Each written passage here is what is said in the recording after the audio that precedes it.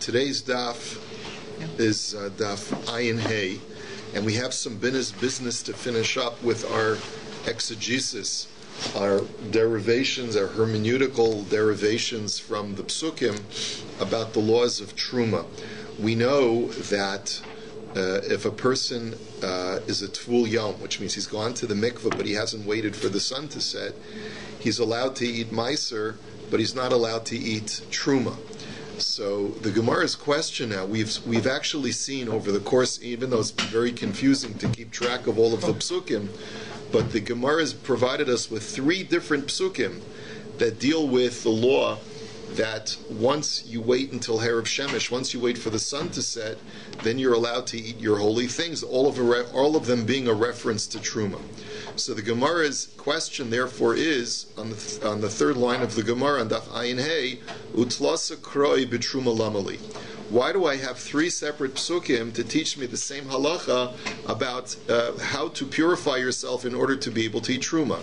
The first pasuk is the famous pasuk that we've been referencing several times, which ish mizera Aharon, that if a person be from the seed of Aaron and he has tsaras or he's a zav, then he's not allowed to eat holy things. He's not allowed to eat holy things. Right, so, and we had said that that's talking about eating truma, and we had derived that previously. So that's one pasuk. The second pasuk that we had seen is Uba Hashemesh V'Taher. The Torah tells us that after a person goes through a purification process of the sun setting, then he shall be purified. That pasuk also is indicative of truma. And then we had a 3rd pasuk that we saw yesterday having to do with childbirth, where the Torah says that after her days of purification are completed, she's allowed to be tahor and then ostensibly participate in the consumption of holy things, which the Gemara had said there too. It's not talking about kodshim, it's talking about truma, because for kodshim, sacrificial meat, you have to bring a carbon first before you can consume it, so that pasuk is talking about truma. So we have 3 separate psukim talking about purification for eating truma. Why do you need 3? So the Gemara says, I'll tell you why. Tzrichi di'i me'ad asher yitar lo haviyodana b'mai kasav rachmana uva shemesh v'toher. Because the first pasuk of a person may not eat holy things ad asher yitar until he purifies himself, that pasuk is so generic that it doesn't explain to us how a person purifies himself. So therefore I need the pasuk another pasuk to tell me uva hashemesh v'taher, that the sun will set and that's how he's purified. Okay, uvi'i kasav rachmana uva hashemesh, and if I only had the second pasuk, havi hani mili delav bar kapara. Maybe that pasuk is only addressing a person who doesn't need to bring a carbon, such as a person who's only had contact with tumas meis, or a person who's a zav of shtei re'iyos, of having 2 discharges and not 3, etc. Aval debar kapara ema adamaisi kapara. But if he needs to bring a carbon, maybe he can't deal with truma until he's already brought his carbon. So therefore, kasav rachmana ad melos yemei tahara. And therefore, the Torah, in dealing with childbirth, tells me that even a woman who is tamei to the point where she has to bring a carbon is still allowed to deal with truma after her days of purification are over. So therefore, you see that you don't need to bring a carbon in order to deal with truma. The ikos of rachmana ad melos havamina afilu below tevila.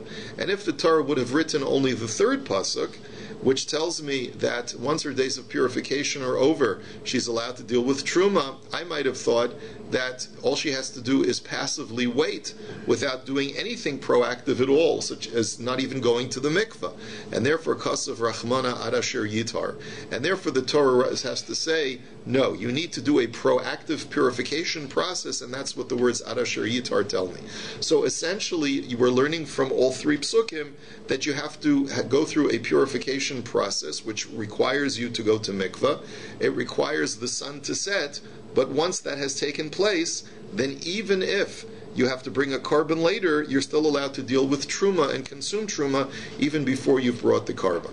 So now the Gemara asks another question. Okay, fine. Ulahach tana de palagale the tana de Rabbi Shmuel da Amar bizav bal gimel ri'ios uf mitzara muchlar akasav medaber v'hai arasher yitar adamaisi kapara trei kroi bakachim lamali.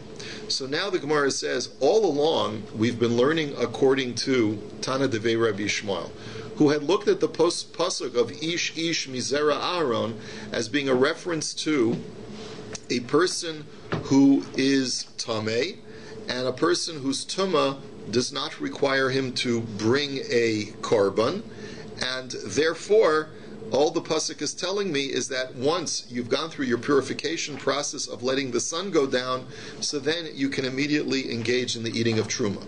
However, there is another Tana who learns the pasuk another way.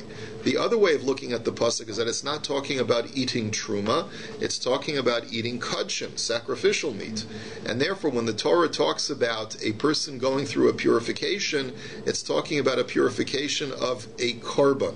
So therefore, if you're a zav and you've had 3 discharges, not only do you have to go to mikveh at the end of 7 days, but you also have to bring a korban. And only after you bring your korban are you allowed to partake in kodshim. And according to that Tana, that's what the pasuk is talking about.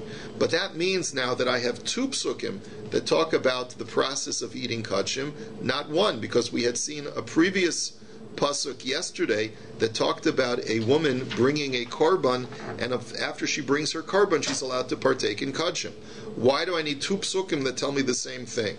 I'll tell you why. Tzrichi the ikas of rachmana bioledes mishum demeruba tum asa avol bezav emalo. Because if I would have only had the pasuk by a woman who's just given birth, I might have thought that the reason why the Torah is so machmir, that it will only allow her to partake in kodshim once she's brought her korban, is because her days of tumah are so great. The number of days, 40 days for a male, 80 days for a female, are so great. Maybe so you see it's a stringent tumah, and maybe that's the reason why the Torah requires her to bring a korban before she could partake in kodshim. But perhaps a zav, maybe he could partake in kodshim even before his korban. V'ikos of rachmana bizav delo hutar michlalo avol yoledes emalo tzricha. And if the Torah would have only written the pasuk by zav, I would have argued like this. A zav in certain aspect is more stringent than a yoledis, than a woman who's just given birth, because there are certain leniencies by a yoledis that do not exist by a zav. What's the example? A woman who's just given birth, during the 40 or 80 days of her going through this purification process, during that time, any bloody discharge that she has does not render her a nida. It's considered to be a remnant of childbirth blood, and therefore she does not become further tameh through that bloody discharge. Whereas by a further tameh, you mean like she has to start counting again? Right. Whereas by a zav, right, or she wouldn't be forbidden to her husband either. Whereas by a zav, you see, because there's difference between tumah vis-a-vis holy things and tumah vis-a-vis her husband. Okay? And by contrast, a zav, any discharge of a gonorrheal nature, of an abnormal nature that he has, there's no room for leniency like that. And so therefore you might have thought that if the Torah had only written it by a zav, only by a zav do you have to wait until after it brings his korban in order to eat kodshim, but not by a yoledes, and therefore you need both. Now we have another pasuk that says, B'mayim yuva v'tamei ad ha'eret. And here too, the pasuk is talking about a person coming into contact with the sheretz, and there the Torah says that a person is tamei until the evening, or a kli that comes in contact with the sheretz is tamei until the evening after going to the mikveh, and then it is tahor. So lamali. Why do I need that pasuk? Amar Abzeira l'negia. So that pasuk is not talking about eating truma, it's talking about even touching truma. And it's coming to teach me that the law of eating extends to the law of touching as well. That just like you can't eat truma until harav shemesh, until sundown, so too you can't touch truma until sundown. The Tanya, as it says, v'tamei, yachol lakol tamulomar v'taher. V'taher yachol lakol tamulomar v'tamei ha'keitzad. Kan l'maiser, kan l'truma. So the Brisa explains it. Now, in order to understand the Brisa, you have to look at the language of the pasuk. It says, "B'mayim yuva v'tamei ha'erev v'taher," that the object or the person shall come into water and will be tamei until the evening, and then will be tahor. Now, it doesn't say the achar yitar, and afterwards he will be tahor in the future tense, it says v'taher, which implies even in the current tense, the person is, or the object is tahor. How can you tell me that the person is, or object is tahor, when you've just told me that the person or object is tameh? So the answer is that during this period between the Tvila and Herav Shemesh and the sun going down, in certain respects, the object or person is tameh, and in certain respects, the object and person is tahor. How do you explain it? The person or object is tameh vis-a-vis truma, and even touching truma, and the person is tahor vis-a-vis meiser sheni, that a person can touch and eat meiser sheni. So the Gemara now says ve'epoch ana. Why don't you say just the opposite? If this brisa, if the pasuk is talking about touching, maybe we're more machmir by touching Meiser Sheni than we are by touching Truma. So the Gemara says no. Mistavra ki hechi de chamira achila de Truma me achila de Meiser. Hachanami chamira negia de Truma me negia de Meiser. Logic only dictates that if we're more machmir about the eating of Truma than the eating of Meiser, that for Truma we require Herav Shemesh, and for Meiser we only require Tevila, logic also dictates that the same rule should conform to the laws of touching as well. That by Truma you have to wait until Herav Shemesh before you're allowed to touch, and by Meiser you can touch right after going to mikvah. I'll give you another explanation as to where we get the law that until you have Herav Shemesh you're not allowed to touch Truma, and we get it from here. It says in the Torah, the Tanya, B'chol Kodesh Lo Siga, the Torah says that a woman has to wait the requisite 40 days, and during her 40 days of purification for a male or 80 days for a female, she's not allowed to touch anything holy. So Azhara La'oichel. So there the pasuk says that this is, even though the Torah says she may not touch, B'chol Kodesh Lo Siga, she's not allowed to touch any holy thing, it really is a commandment that she's not allowed to eat anything. So maybe you'll say no. The Torah says touch. So Tamulomer b'chol kodesh lo siga ve'el hamikdash lo savo.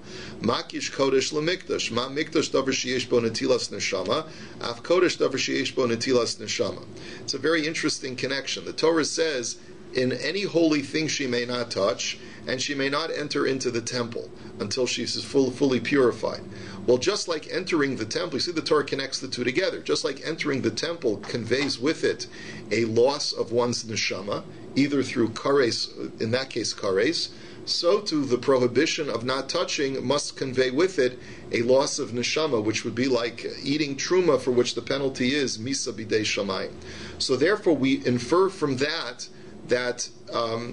the prohibition here is eating, not touching, because for touching something that's holy when you're tamei, there's no penalty of kares or misa bidei shamayim. There's only a mitzvah lo saseh.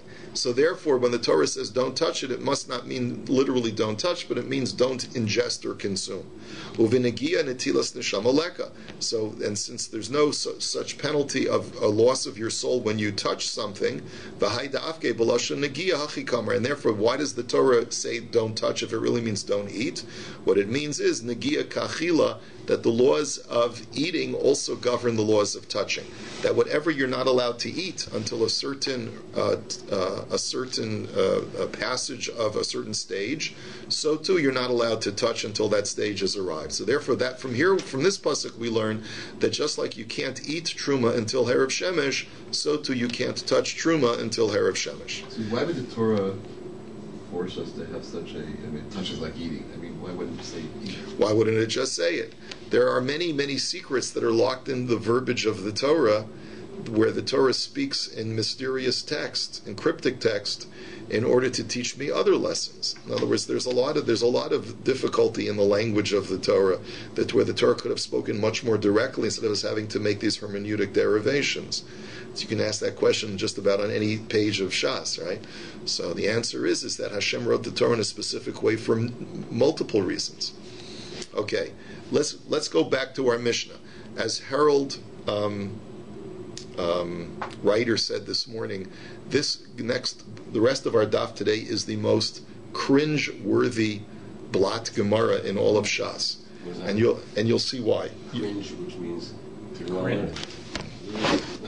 Okay, that's what it means to cringe. Okay, so it's the most cringe-worthy Gemara. Now you'll see why. The Mishnah was talking about a Pitzua Daka and a Krus Shavcha. A Pitzua Daka is a person whose organs have been injured through crushing, and Krus Shavcha means that a person's organs have been damaged through severance, through some kind of cutting.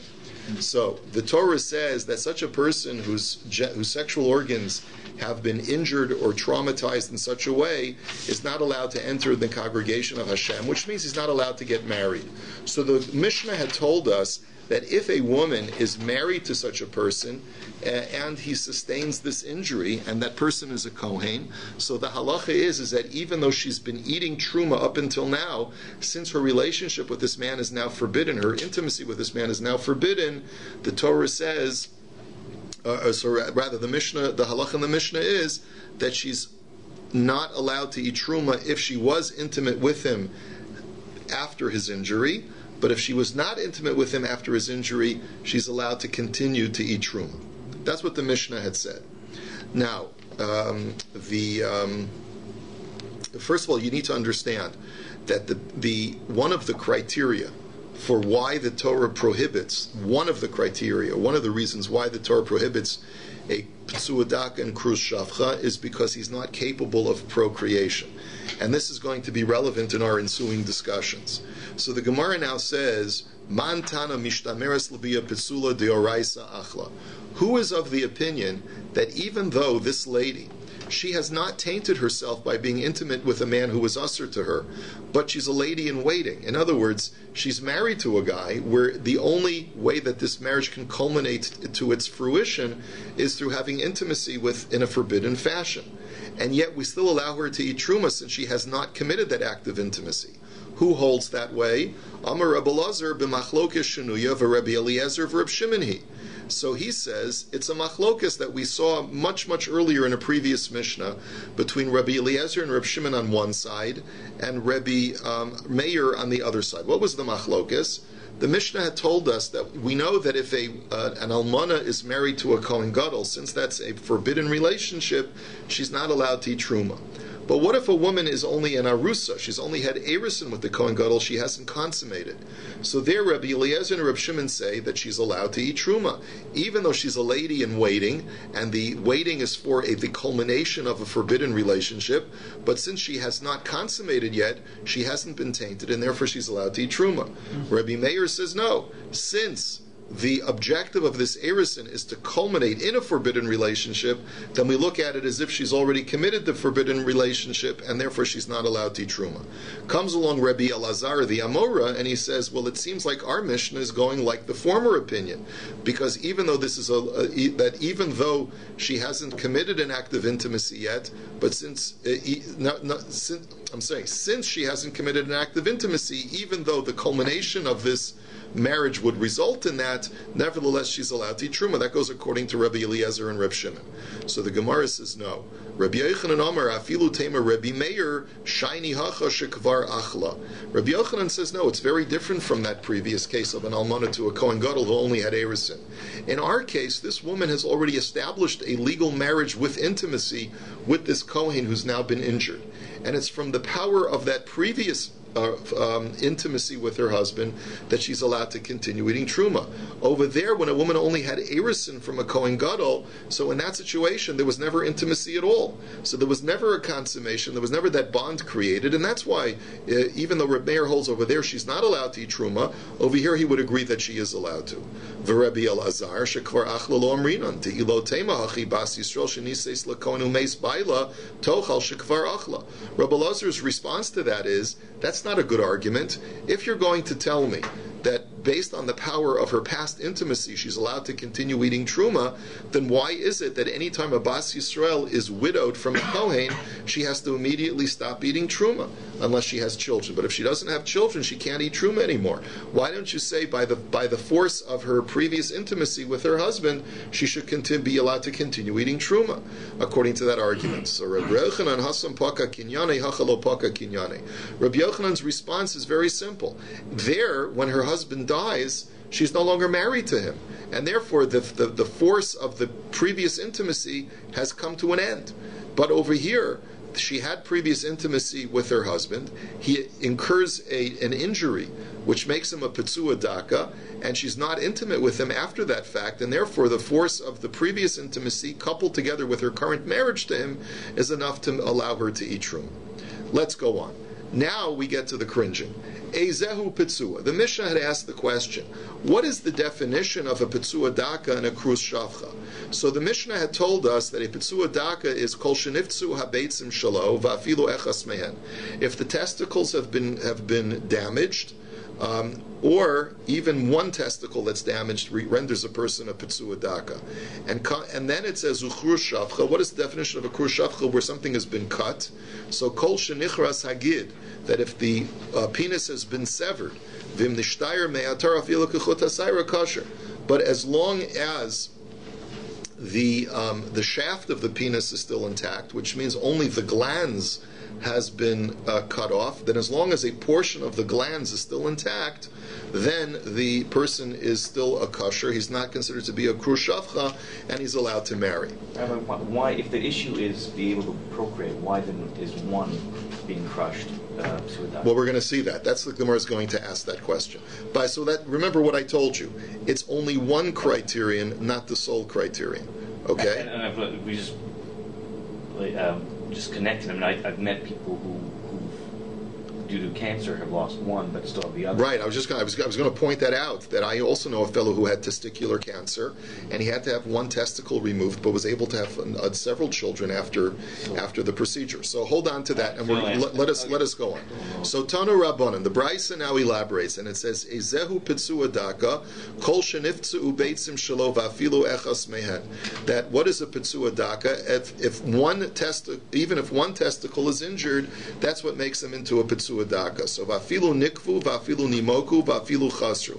And this is true even if the testicles are punctured. Nimoku means that they shrivel, or they become in some way, a portion of the testicle is deficient or is removed in some way.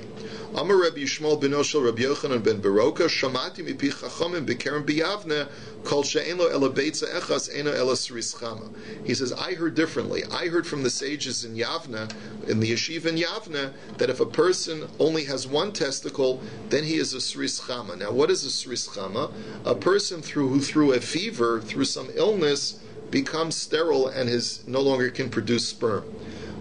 So that's what he is. So the Gemara says, Sris chamas al gadaita. How could you say that? He didn't have a fever. He lost the testicle through trauma. He didn't, or through cancer.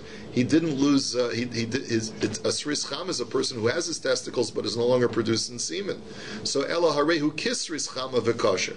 Rather, what the rabbis mean is that he has the same halachic status as a sris chama, and just like a sris chama, even though he's sterile, is still allowed to marry. So too, a Petsua Daka who has only lost one testicle is considered to be kosher to marry. And as Zevi pointed out, after all, he's capable of reproducing even though he's lost one of his testes. So v'nikev lomo. Let's talk about the puncturing of the testicle. If one of the criteria that Gemara is assuming is that because if you have a punctured testicle, you can't reproduce. Is that really so? V'hahu gavra desalak ledikla v'charze silva bebeitzim v'nafak mine kichut demugla v'olid. We know a story about a guy who climbed up a palm tree, was working on the palm tree, and unfortunately, you know that the palm fronds are very, very sharp, and if he unfortunately got stuck in the wrong place, and he was impaled in his testicles, and yet he was able to recover. What happened is that he ejaculated out some pussy material, and then afterwards he was able to reproduce. So the Gemara says, but that's not a raya, because Oshalach Shmuel lekami derava Omerle tzei v'chazer al banav me'ayin heim. Because Shmuel had sent a message to Rabbi. I guess the fellow lived closer to Rabbi. He said, you better keep an eye on those kids. I'm not sure that they are the father's children, because I believe that once a father is impaled in his testicles, he cannot reproduce anymore. Amar of Yehuda Amar Shmuel Petsua Daka bidei Shemayim Kosher. Shmuel also says the halacha that if he becomes a Pitsua Daka from some congenital condition, which means that if he's born with a deficient penis or testicles from birth, and it happened as an act of God, it didn't happen through some kind of trauma, so then he's still kosher to be Ba Bikal Hashem. So Amar Rav Hainu de Karinan Pitsua Daka velo Karinan Hapatsua. There's the different girsa here, but we'll read like Rashi's girsa.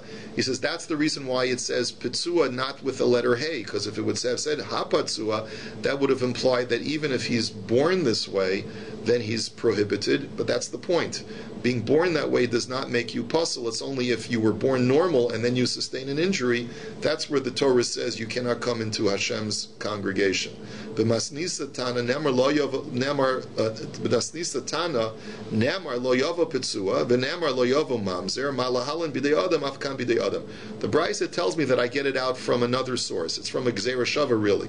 That the verb lo yavo, he shall not enter, is written both by a mamzer and a Pitsua Daka. They shall not enter into the congregation of God. So just like a mamzer is created through not an act of God, but through an act of man, where two people, let's say, commit adultery, so too a Pitsua Daka is created not by an act of God, but rather by an act of man, which means that he has to go through some kind of injury in this world, not through a congenital condition. So Amar Rava Pitsua Bekulan, Dach Bekulan, Krus Bekulan. Now Rava says it makes no difference whether he sustains a traumatic injury in any one of his sexual organs, and as we'll see, the organs that we're dealing with, we'll describe in just a minute. Dach Bekulan, or nor does it make a difference if he's crushed, or krus bekulan, or severed. In all of those cases, either trauma, or crushed, or severed. In all of those cases, as once the organ is damaged, he qualifies as either a ptsua daka or a krus shavcha. Now, ptsua bekulan, what do we mean? Sustains trauma in any of them. Bein shenifza hagid, bein shenifza beitzim, bein shenifzu chute beitzim. Makes no difference whether the penis is traumatized, whether the testicles are traumatized, or whether the artery that connects the semen flow to the penis is traumatized, which I think is called the Van's deferens. Is that what it's called? And that's why a person who has a vasectomy is not allowed to get married. It's why it's an Isser D'Oraisa for a Jewish man to have a vasectomy. So, Dach Bekulan, Bein Shenidach Hagid, Bein Shenidchu Beitzim. And by the way, it's also usher for a urologist who's Jewish to perform a vasectomy, because you're not allowed to sterilize a human being. But that's a whole other discussion. To him if he already had kids and she doesn't have a mitzvah pruruvu? Because that's the Torah's. That the answer is because it's not based on the mitzvah of pruruvu. It says lo yavo pitsua daka bikal Hashem. You can't enter into the congregation, which means you can't get married. Period. Forget about the mitzvah of pruruvu. Okay. So he can't perform it on anyone, or just on another Jew? He can't perform it. I believe it's on anyone. You're not even, because you're not allowed to sterilize even an animal. So then, would that be also No. A man is allowed to be. I think a man is allowed to allow himself to be sterilized. I think a goy. A goy is allowed to allow himself, but a person, a Jew, may not perform the sterilization. Now, dach bekulan, bein shenidach hagid, bein shenidchu beitzim, bein shenidchu chute beitzim. The same applies to crushing. It doesn't matter whether it's the penis, the testes, or the Van's deferens. And krus bekulan, and the same thing applies to severing. Ben shenichras hagid, ben shenichrasu abeitzim, ben shenichrasu chute beitzim. Makes no difference whether it's the penis, the testes, or the Van's deferens. Amar lehahu me'rabanan l'rava mimai dahai pitsua daka ba'oso makom emo merosho. The Torah just says a person who's injured, crushed, is not allowed to enter into the congregation of God. How do you know that's referring to his sexual organ? Maybe it's referring to his head. Maybe if a guy goes through has a motorcycle accident and sustains a head injury, that's what the Torah is telling you. So where do you see it's referring to the genitalia? So Amrlei midolomana bei doros shma mina ba'osa makam. The answer is because by other prohibitions of people who are not allowed to marry, the Torah says like ad dor asiri, down to the 10th generation. Why does it not say that by a Pitzua Daka? It's because he's not capable of having further generations, because we're talking about the genitalia that have been injured. So the Gemara says that's not a raya, because maybe the Torah doesn't list future generations because his children are not prohibited. In other words, maybe if a Pitzua Daka were to get married and by some way he was able to reproduce, because it's a head injury and not a genital injury, maybe that's the reason why the Torah doesn't mention future generations, because his kids are allowed to enter and get married. So the Gemara answers, you're right. So it's dumia de krus shavcha, my krus shavcha ba'osa makom, af hainami ba'osa makom. So the answer is you're right. The words Pitzua Daka are ambiguous, but because they're listed right next to the words krus shavcha, which literally means cut, spilling out, that pasuk is, those words are specifically referring to the genitalia, then we know that the word Pitzua Daka is also referring to the genitalia. So ukur shavcha gufa mimai deba'osa makam hu ema misfasei. But how do you know that cut, spilling out refers to the genitals? Maybe it refers to his mouth, because after all, you spit from your mouth, right? You can produce liquid from your mouth. So the Gemara says, Shavcha ksiv b'makam sheshofech. The answer is that when you spit out forcefully. But when you ejaculate semen, it spills out in a way that is different from spitting. So the Gemara says, Ve'ema mechotmo. So the Gemara says, but wait a minute, maybe it's your nose. Maybe the Torah is saying that if you have a cut nose, then you're not allowed to get married. Because after all, mucus spills out of the nose like semen spills out of the organ. So the Gemara says, Miksiv bishfoch, krus shavcha ksiv. Mish al yedei krisa shofech, shelo al yedei krisa eno shofech ela mekaleach, la'afuke hai di'idi v'idi shofechu. So the Gemara answers, you have to understand, the word shofech means to spill out, and spilling out is an act that happens when a person sustains an injury in his penis, meaning that the semen spills out in an abnormal fashion, whereas before it flowed out in a stream. Here it spills out willy-nilly because of the injury that he sustained in the organ. So therefore, as a result, that's what the word krus shavcha means. When mucus spills out of the nose, it spills out even before the injury is sustained, and therefore we know that the Torah is not talking about the nose. The Torah is talking about an organ whereby, before the injury was sustained, it would shoot out in a normative fashion like an ejaculation. But as a result of the injury, it spills out willy-nilly like mucus spilling out of the nose, because that's what the word krus shavcha, that as a result of the severance, that's why it spills out that way. So that's how I know that it's talking about the sexual organ and not the nose. B'masnisa tana nemar lo yavo pitzua daka v'nemar lo yavo mamzer malahalan ba'oso makam afkan ba'oso makam. The Brisa tells me a different way I know that the words pitzua daka refers to the genitalia, because it says by the mamzer he shall not enter, and it says by the pitzua daka he shall not enter. Just like a mamzer's prohibition is a result of the genitalia, because it's a mamzer is a product of a sexual act, so too I know that a pitzua daka is usher to be ba b'kal Hashem because of an injury to his genitalia. Now, nikev lamata me'atara shekenegdu lamala me'atara savar Reb Chia bar Abba le'achshure. So here's the following question. We know that the only time that a person is rendered a pitzua daka by injury to his penis is if it's in the shaft of the penis, because as the Mishnah had said, as long as even a small portion of the glands remains, even if the majority of it has been severed, that person is still kosher. So the question that was raised was like this. We know that a puncture or getting impaled in the penis renders a person a pitzua daka. What if a portion of it is impaled on the shaft, but it's impaled at a diagonal? So the entry point was on the shaft, but the exit point was on the glands of the head of the penis, or vice versa. Since one point of entry or exit is on the glands and only the other point, part of it, is on the shaft, does that render a person a pitzua daka or not? So Reb Chia bar Abba wanted to say that he's still kosher, but Amalei Rabbi Asi Hachi Amar Rabbi Yeshua ben Levi Atara Kol Shehi Me'akeves, and he said no. Any impalement that is below the atara, which means that it's And when I say below, I really mean above the atara. The terminology that the Gemara uses when it says above the atara is you have to imagine a flaccid penis which is facing downwards. So when it says above, it's referring to any injury along the shaft. When it's below the atara, below the corona of the penis, the ridge of the penis that's right below the head, when it says below, it means it's referring to anything closer to the tip. So therefore, the Gemara's conclusion is that any impalement, even a partial impalement that is above, meaning along the shaft, is going to render him a Petsua Daka. So therefore, in that case, we talk about the diagonal impalement, he's going to be puzzled. And then the Mishnah had said, "V'im nishtayir me'atara v'chulei." If there's any remnant of the glans, which is the head of the penis above the corona, so then that person is still kosher. So Yosef Ravina v'kamibayale malo hachut sha'amru al pnei kulo al pnei ruba.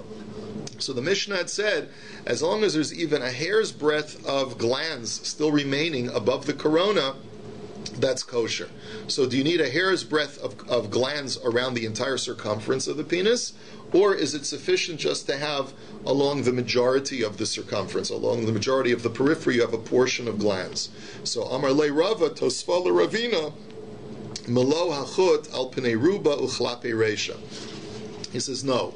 As long as it's only covering the majority of the circumference, that's sufficient, provided it's klape reisha, provided that it's visible to the outside, which means it has to be on the dorsal, right, the top part of the penis, not on the behind part, which is not visible. Amar Rav Huna kekulmus keshera kemarzev besula, hay shalit ba'avira v'hay lo shalit ba'avira. So, the following discussion is about a person whose penis is severed in two different ways. One way that a person's penis can be severed is like a kulmus, which means that it's cut along the diagonal, just like you would cut a quill. When you cut a quill, you cut it along the diagonal to prepare it for writing. Let's say a person's penis is severed in that way. So comes along Rav Huna and he says that's still kosher, and we'll explain why in just a minute. But when it's kemarzev, but let's say the person has sustained an injury such that the remaining part of the penis looks like an eaves trough, like basically in the shape of a U, so that you have two sides. You have another portion of it which has been hollowed out in the center, and you have two sides of the penis which are still intact, what we call the two side walls of the organ.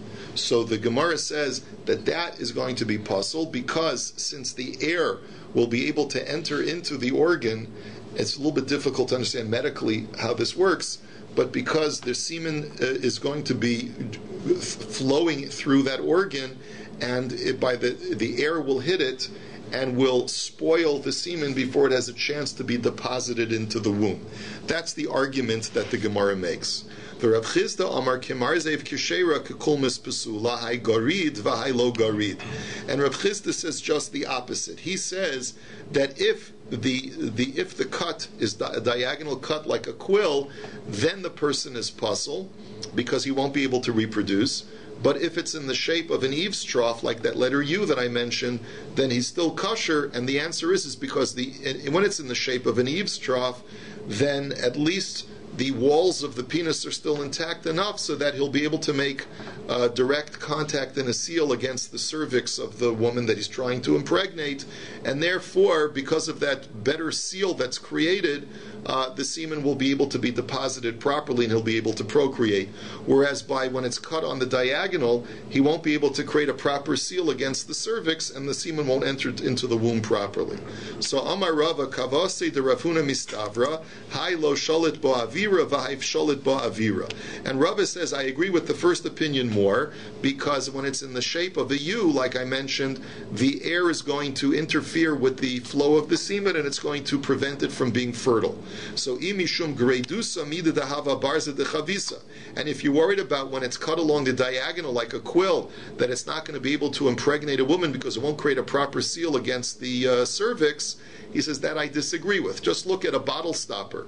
A bottle stopper is narrow at the tip, but then as you insert it further and further, it creates a seal because it's thicker the more you insert it. Here too, even granted that the end of the penis has been severed, so it won't be able to create a good seal, but as the man inserts it further into the cervix, he'll be able to create that seal, and the semen will be able to be deposited. So, Rabbi, I'm not sure what you mean by sealing against the cervix. It's the language of the Gemara? That's the language of the Gemara. The Gemara is basically saying that if there's air that can flow into the connection between the man and the woman at the time of impregnation, that's going to ruin the semen. And that's the argument that the Gemara is making here. But the penis rarely touches the cervix during... Okay, what I mean to say is the vaginal walls. In other words, that's really what I mean, is that you're right. In other words, the cervix is further in. Yeah. Right, so that's really what I mean, is the vaginal walls that create the seal. There could be air that's coming in. Right. Because of the injury. Yeah, okay. Thank you for that clarification. Amar le Ravina limareimar hachi amar marzutra mishmei de Rav Papa hilchasa ben kakulmus ben kamarzev keshera mihu mibaya le lamata me'atara olamayla. So Ravina says to Mareimar, these sages who were discussing it came to the conclusion that you can be lenient in both cases and say that this person is not rendered a krus shavcha because of the unusual shape of the injury. However, the question that still remained is, does this injury have to be only at the tip of the penis, or can it even go further down onto the shaft? So the Gemara says, Pshita de lamala me'atara, disal kadaitach lamata me'atara, afilu nichras agid nami. So the Gemara says, I don't understand why Ravina said this to Mareimar. Obviously, we're talking about where the injury extends onto the shaft, because if the injury only limited itself to the glands, then we had said that even if there's very little glands left, it's still kosher. So surely in these cases it would be kosher. And the Gemara says, you're right. Ravina l'shibushi l'Mareimar hu deboy. Ravina was only doing this to confuse Mareimar to see if he would be able to pick up on the clarity of the sugya. In other words, he wanted to mention this to Mareimar, and Mareimar would sort of say, what are you talking about? He wanted to farher Mareimar to see if he really was chopping what was going on. Now, hahuhuv the dahava b'masa mechasya shafya mar baravashi kechulmus ve'achsherei. There was once a maisa in the town of Masa Mechasya where Mar Baravashi was the Morada Asra, and a guy came to him where the injury was in the shape of an eavesdropper on his organ, and he went ahead and did surgery on him to make it now like a kulmus. In other words, he removed further organ tissue in order that he would be able to impregnate a woman, which is pretty scary. In other words, basically what he did was he said, look, I paskin that if it's in the shape of a U, you won't be able to impregnate a woman, so let me remove one of the U's, one of the walls of the remaining organ, so that you'll be now like on a diagonal cut, and therefore it'll be okay. So, hahu uvda dahava b'pumta disa istatem govasa de shichva zera va'apik b'makom ketanim. There was once another situation where a person sustained trauma in his penis, and what happened is that the meatus, which is the tip of the penis, Rashi explains a phenomenon which we believe not to be accurate medically and anatomically. Rashi says that when the urine and the sperm come out of the meatus, out of the tip, there's really two tubes, and that are divided by a very fine membrane. And what happened is the membrane got severed, and as a result, the semen came out of the tube where the urine normally flows from. Now we know that that's not correct, because we know that there's only one hole in the meatus, and both the semen and the urine come out of that same hole. I had this discussion with my cousin, who's a urologist, who's done a lot of research on these matters, and he says, yes, but further in the body, near the bladder, there are two different places. The urine flows into one place, and the semen flows into another place. That's what the Gemara is talking about, further into the body, where there was a perforation, and the semen started to flow into the urethra, where the urine flows into, and the rabbis Amara and Rav Bibi wanted to say that the guy was still kosher because at least he's having a proper seminal flow. So Amar Rav Papi Mishum Da'asu Mimoloi Amrisu Milu Molisa. So Rav Papi was very critical of him. He says, just because you're descended from Eli, who has a family that is orphaned, you're going to say orphaned words? In other words, basically he was saying what you're saying is not correct. B'makoma mivashla shlo b'makoma lo mivashla. And his point is that if the semen gets crossed its wires, and it flows through a tube in the body, an artery in the body that is not the normal place for the semen to flow, the semen will be spoiled as a result, and it won't be able to impregnate a woman. And we'll hold it here for today.